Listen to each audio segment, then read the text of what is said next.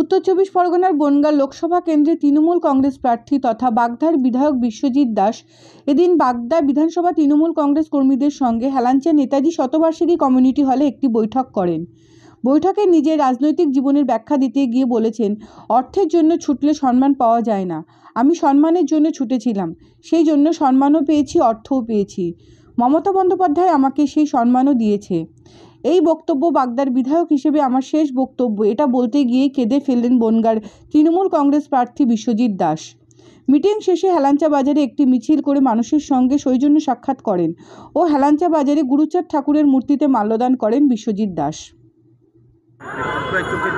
আমি বাগদার বিধায়ক, প্রথমত 2.5 বছরের বেশি সময় ধরে ওদের সঙ্গে আমি কাজ করেছি। সাধারণ মানুষ থেকে ডোর টু ডোর প্রোগ্রাম, জনসংযোগ, বাড়ি বাড়ি যাওয়া সবই করেছি। এর মধ্যে দাঁড়িয়ে সবার সঙ্গে আমার একটা হৃদয়ের আত্মীয়র বন্ধনে আবদ্ধ ছিলাম। তো সেই বিধায়ক কথাটা তো আমি রিজাইন দেবো।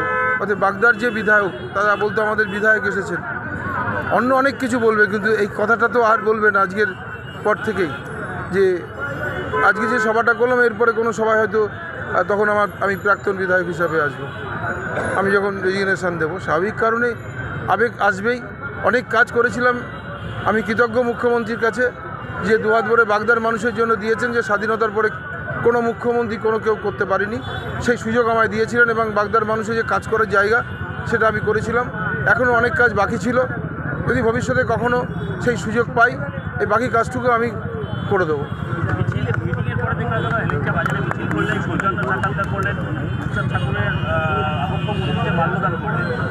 দেখো, হরিচাঁদ গুরুচাঁদ ঠাকুর আমাদের একটা পরিবারে, ওনার তো কোনো একটা পরিবারের মধ্যে আমার মধ্যে থাকতে পারেন। আমাদের মতন বিশাল সভ্য তাদের ভক্তর সমাগমের মধ্যেই তিনি বিরাজ করেন।